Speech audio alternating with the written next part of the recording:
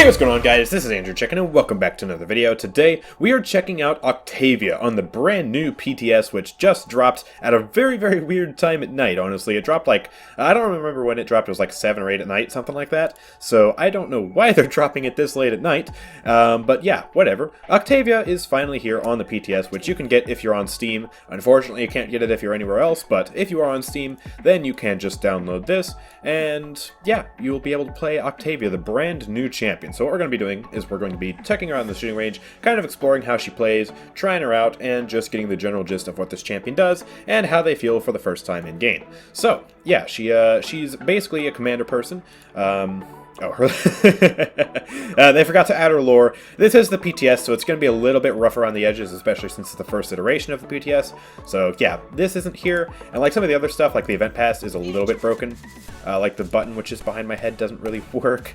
And yeah, like the Trials of the Realm, not locked like it's supposed to be, but we'll get into all this later, probably in a later video or on stream. So yeah, make sure you follow me here, make sure you follow me on Twitch, so that way you can stay up to date with all the PTS content that I'll be covering. But anyways, so yeah, she's a commander person. She has a marksman rifle, which she can kind of use. It's sort of, kind of like Leon's, but also not, which is cool because it doesn't have the auto-aim, so I like that. And yeah, she also has a commanding leap, very similar to heroic leap, but she has a very interesting gimmick involving her sights, which we'll get into in a second. She has a distortion field, which is pretty powerful. It basically makes an opaque dome that hides allies and disorients enemies while inside of it, so yeah, really powerful. And she has a creeping barrage, all of which we will discuss in just a moment. But first, I can't help myself. Golden Octavia, what does it look like? Oh, it looks just as good in game as I thought it was going to, based off of the splash art.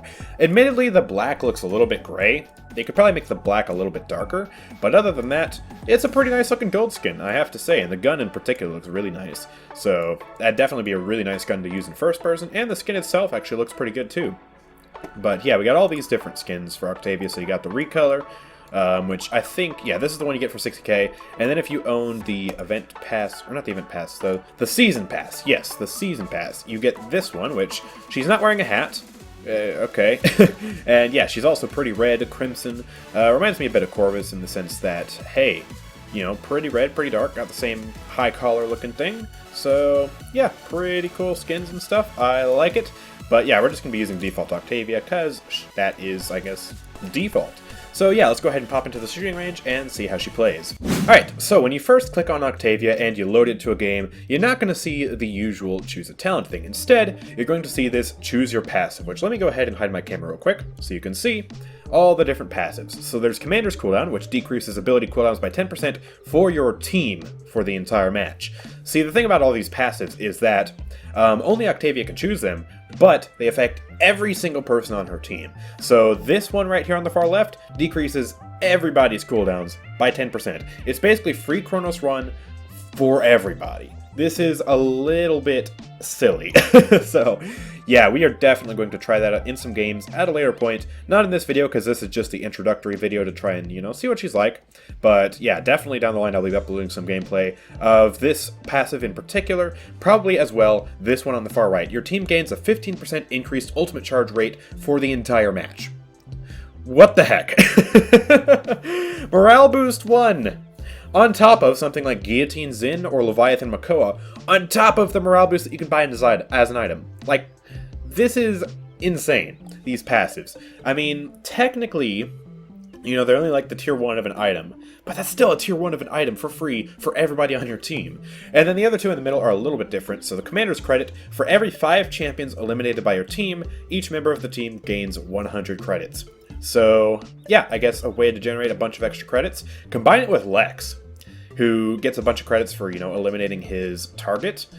You might be getting some crazy items. I mean, maybe your team will be maxing out items by the time, you know, some people on the enemy team have, like, maybe 2 max items. This will really give your team a credit advantage. I'm not sure how good it's going to be in combat, especially compared to Commander's Cooldown and Commander's Ultimate, but it'll be interesting to see. Another one that's interesting to see, Commander's Shield. Your team receives a 500 health shield upon respawning.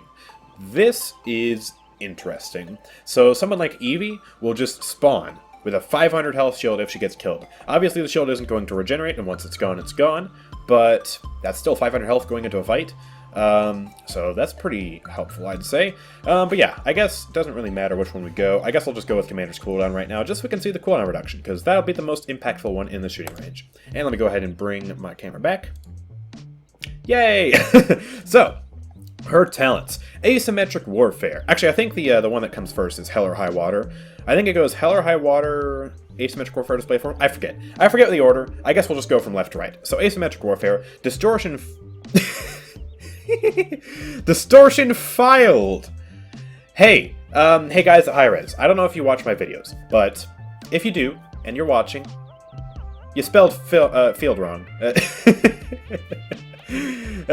Distortion Filed now damages enemies for 125 every half a second for the duration of Distortion Field. So they spelled it wrong one time and spelled it right the other time. Okay. And heals allies for 75 every 0.5 seconds while inside the field. So this makes it so that if someone's inside the field, they get either hurt or healed depending on whether they're an enemy or a teammate, which could be pretty cool, especially if you're going to be in close quarters both with your team and with the enemies. So yeah, pretty interesting talent. Display of Force. Enemies are rooted in place when they are hit by the pre-fire beam of her ultimate, and the Creeping Barrage does 1450 damage, which we will definitely see in a moment. We'll see how the ult works, and this one will make a bit more sense. Hell or High Water. Upon landing with the ability Commanding Leap, create a small pool underneath you that will heal both you and allies for 1.5 seconds. Octavia's ammo is not consumed while standing inside of the field. Now, the ammo consumption not happening doesn't apply to her allies as well, it only applies to her, but the healing is for everybody. So it's kind of like a reverse Bounce House, where you know how Bounce House, you land on somebody and it does damage and knocks them up. This one, if you land on them, it heals them, so that's pretty nice. Of course, not the enemies. You'll want to jump on your teammates with this one, so pretty interesting talents. I know for sure this one is the first talent you unlock, so we're going to go with that one first, just to demonstrate her kit and see how things work. Now, I made a few, I guess, really quick loadouts, just kind of based around different talents and stuff. So we have this one, which I would imagine you would use the Distortion Field, because we've got a lot of cooldown reduction. I don't have it up at level 5. I might want to try this later, just to see what happens with Chronos 3, with the passive, with these cards, just to see how short of a cooldown you can get on Distortion Field. And we also have Entrenched for damage reduction while standing inside the Distortion Field, which 25% damage reduction inside of a shield, or field, pretty cool. And yeah, we also have Bounce House, which I tried to copy a Bounce House build a little bit. We have Air Supremacy 5 for damage reduction. We have High Ground for jump strength. And yeah, you can't really get the cooldown reduction in the same way as you would in a buck loadout, but we do have Getting Jumpy for resetting the cooldown of Commanding Leap when you're low, increased health, and this one, I don't know, just seemed like an interesting filler to bring. I'm not really sure if this one will stick. Again, these are literally day 0 loadouts, so I don't know how good these are going to be. And the last one, Guns, just in case you want to shoot stuff. I kind of made this something where I tried to base it around overwhelming force and just shooting people down. So this one, generate 10% ultimate charge after killing blow, or after getting a killing blow, or elimination while designated sites is active. So you don't necessarily need to land the kill, but as long as the target that you were shooting dies, and your designated sites are active, so you're scoped in on them, you will get 10% ultimate charge. So get 10 kills, you have an ult. Or actually, it'll probably be more like 9 or 8, because you do get ultimate charge from like shooting people and stuff. So yeah, pretty interesting card to have. Sort of similar to Roost from Strix, but also not. And then we also have, yeah, just some other cards kind of based around the gun. So yeah, I'm not sure how good this one is going to be. But I guess we'll test it out anyways, just to demonstrate her kit. So yeah, this is her kit. She has a very interesting mechanic on her rifle. So it's sort of like Strix's and sort of like Leon's, is how I like to think of this rifle. So yeah, from this range, we're just going to try and shoot at that Ying. It's a semi-automatic rifle, and it fires pretty fast when you're not scoped in, so check this out. Holy crap! So, yeah. You shoot this really fast at this range and you're not scoped in, you're barely gonna hit your targets. So, yeah. It's not quite as inaccurate as Strix's rifle when you're not scoped in. And if we get closer to the enemies, you can actually see it's pretty effective for DPS. It's fairly fast at killing. It's got some good DPS to it. But you're not going to be not scoped in at even medium range like this. Like this range, too far away to use it reliably. So, yeah. What fixes this is her scoping in, which her scoping in actually makes it fire a little bit slower. If we just demonstrate, this is maximum fire rate. I'm clicking as fast as I can, that's how fast you fire. So you fire slower while you're in your scope, but your bullets do more damage. Check this out. 500 as opposed to as opposed to 200 damage. So, yeah, it's really inaccurate. Not even your first shot is going to be accurate with this, which is crazy. But yeah, you get 300 extra damage per shot when you're scoped in, and you still fire relatively fast. I mean, that's some pretty quick bursts. That's really fast. And, you know, pretty good sustained damage on tanks. Get some headshots, they're dead. It does have some pretty substantial kick to it, too. You can see how high my reticle is going to go. As we shoot, it bounces a lot, so you gotta find a good rhythm with this weapon.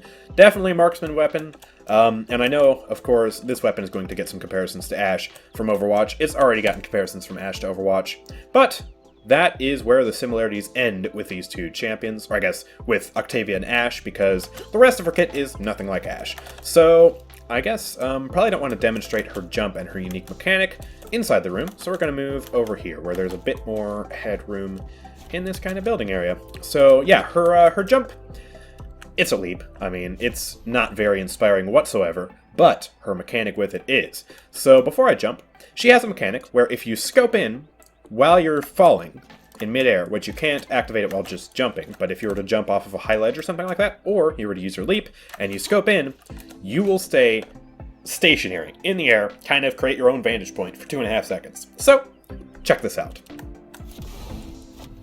Boom. And we shoot for 2.5 seconds. And of course when we land we get our little talent thing, which is cool. So yeah, she basically hovers in midair for 2.5 seconds and can shoot at people from the sky, like so. Which reminds me a lot of aim gliding from Warframe, honestly. Which I really like, because Warframe's mechanics, you know, even though, you know, the grind and all that stuff is another thing, the mechanics of Warframe are pretty solid in terms of their gameplay. So I do like that. I like the similarities there. Really, really cool. And in some cases, in some ways, this will make her counter to Drogo's, because she can easily gun him down. She's got the burst and the hit scan weapon to do it. I mean, look at how fast she can kill Victor. But in other cases, it's going to make her a bit of a liability, because if you don't use it near some cover, like you can't strafe or anything when you do this. Like, I'm trying to strafe right now, I can't. So you can't strafe, you are literally stationary. This will make you a bit of a target too, so even though you can counter Drogo's to some extent by flying up into the sky and shooting him, he'll also have an easy time to shoot you. So it's not like Androxus where he can dash around and kind of strafe and stuff in air. No, you're stationary, so he can hit you with a fusillade rocket, 2 of them, boom, you're dead. So you gotta be careful with that. You gotta keep that in mind. You gotta get the jump on people. No pun intended. You gotta get the jump on people if you're gonna use this well. So, yeah, that is one thing to note. Anyways, next let's talk her distortion field. So her distortion field, you can throw it out. It actually goes really, really far, so it's not a close range ability by any means, but you'll see it creates that little bubble there. And what that bubble will do is, while it's transparent for you and your teammates, for the enemies, it is completely opaque. You cannot see through this bubble if you're an enemy. So it's not invisibility. Illuminate does not counter it, because it's not turning anyone invisible. It's just putting a solid, you know, opaque barrier. But this barrier does not block damage or projectiles or anything like that whatsoever. It's not a shield.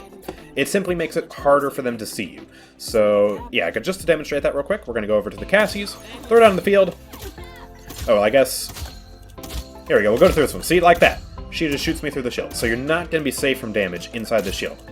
But it'll be really hard for the enemies to hit you because, well, can't hit what you can't see. Unless you got something like a grenade or a firebomb or something like that, you're not really going to be able to hit people inside of the field. So it's going to be really hard, or just spray and pray. You know, you got something like Rom's minigun, spray and pray until you find someone, then try and track them. Basically, it's going to be really hard to track people, but it does have a really long cooldown. 18 seconds, you can barely see it behind my very large key binding. But yeah, it's an 18-second cooldown. So, yeah, you're only going to be able to use this, like, you know, once in a blue moon.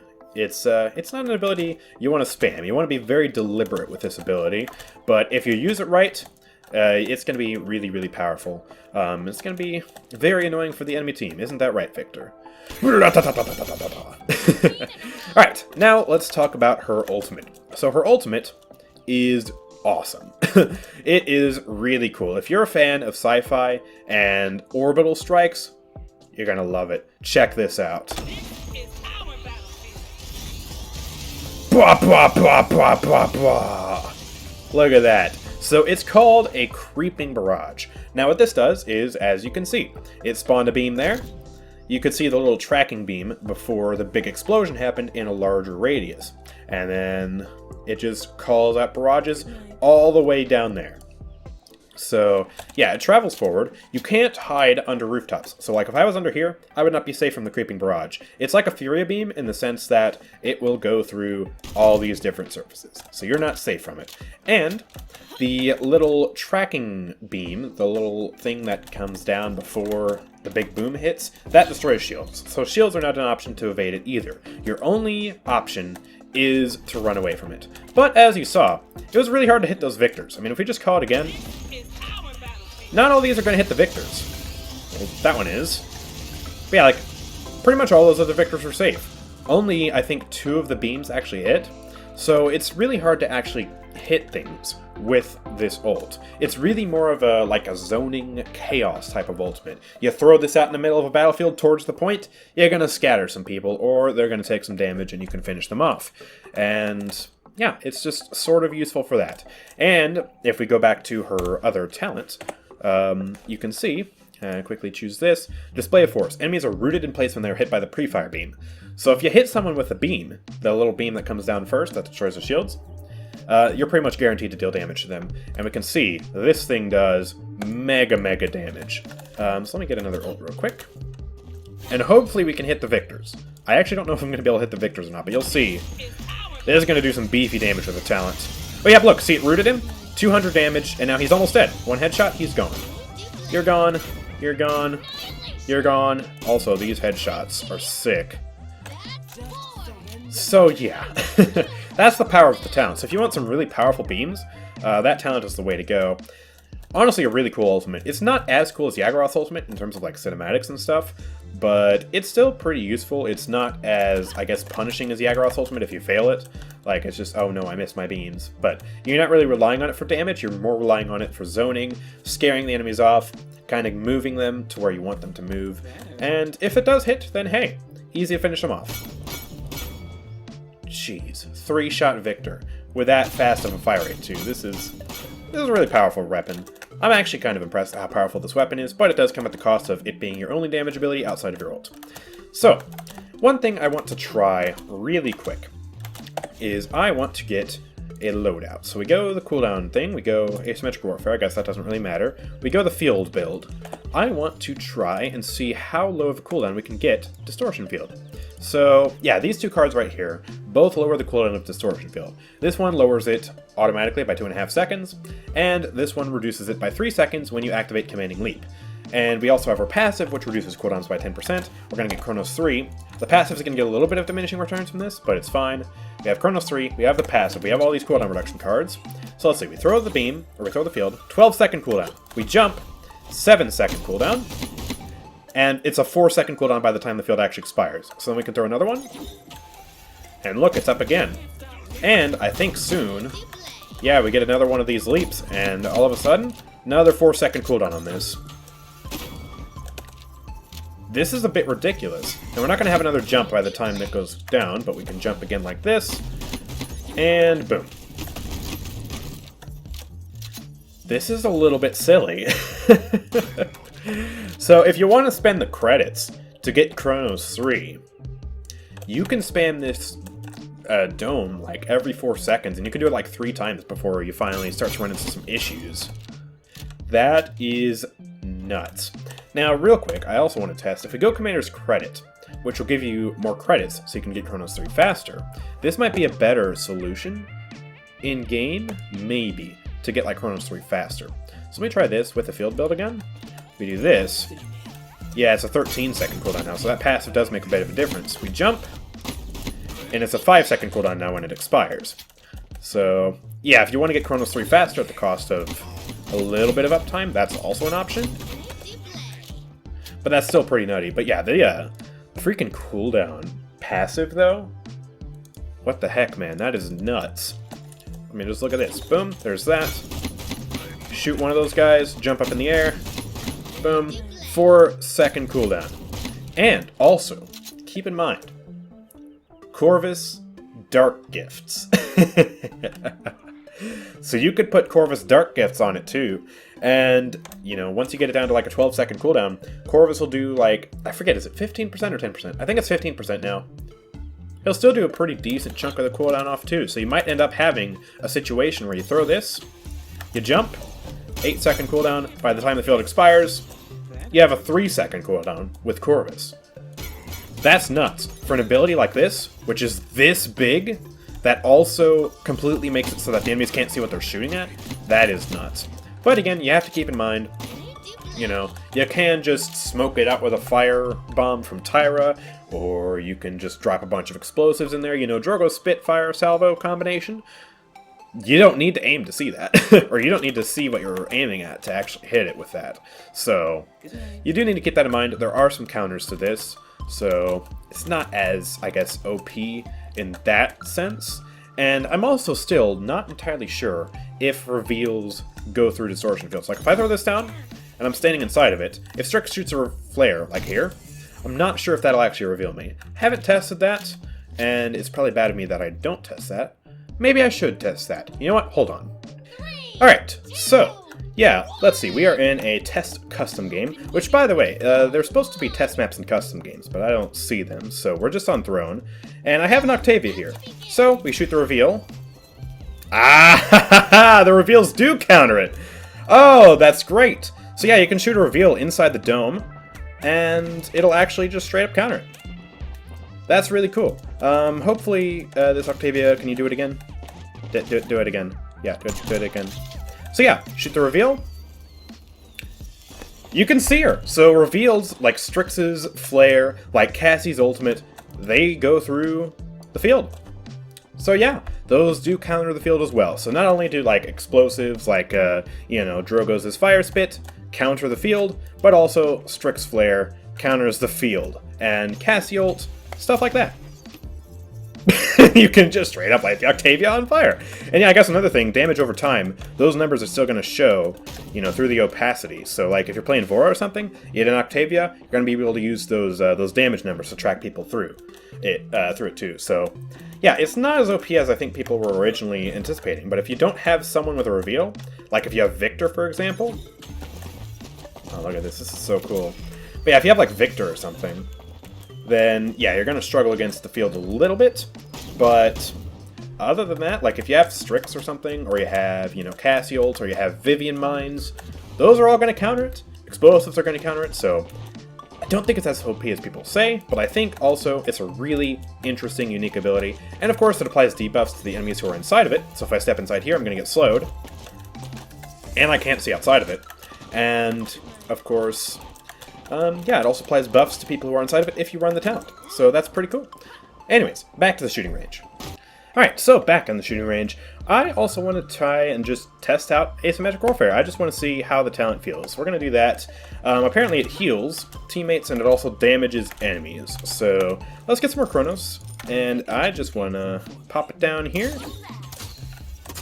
And you can see, we're actually healing the Fernando and damaging the Cassie. So Octavia is, I believe, the first damage champion to have abilities that can heal people. So, you know how we have flanks like Skye and Moji, who can also heal teammates? You know, Skye has her smoke bombs, it's actually almost as powerful as a regular healer. And Moji can also give some heals, you know, with 2 talents. And Octavia also has 2 talents that can heal people, so we can also swap to the other one too, Hell or High Water. We can do that. And yeah, we can also heal this this Fernando. If we pop that down, boom, bounce house on him, except it's not bounce house, it's a heal. It's not the most impactful heal in the world. It's only 600 health over the duration, I believe, but it's still, you know, 600 health. That's not bad. You jump on someone in the backline who's not taking as much damage but needs a little bit of healing, you're going to heal them. And also keep in mind, if we go ahead and get shot here, boom, we can just casually heal back that Cassie's damage. Not only is it a big burst of heals, but you get that small residual too. It's like a mini Furia heal, which I think is really cool. Bunk, bunk. And then, oh, it's a super powerful jump, but we land on the Fernando. And look at that healing. Not bad. Not bad by any means. I mean, it's better than nothing. And also with this talent, you don't really consume ammo either, so we can jump on you. And while I'm inside of it, I can shoot as much as I want. So that's nice. That's really, really nice. Overall, this... Oh gosh, no, shut up.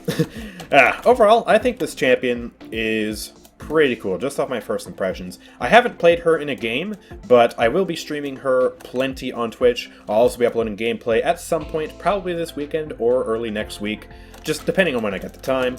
So yeah, look forward to Octavia gameplay in the future. I really like her gun. Like, a lot. I really like her gun. Her ultimate is cool. Not exactly the most reliable thing for damage, but it's still a really cool option for an ult. This thing is cool. It has its counters, but if you're not going against the counters, it's a pretty, you know, helpful ability. Her mobility, I mean, I like Buck's mobility, so no complaints here. And also the unique gimmick where you can just float in midair. I feel like that's going to be useful in some cases. In other cases, you might not want to use it, but still, really interesting. I like this champion. I was worried when I saw the reveal trailer and stuff like that, that she was going to be like, oh, it's another Victor. No.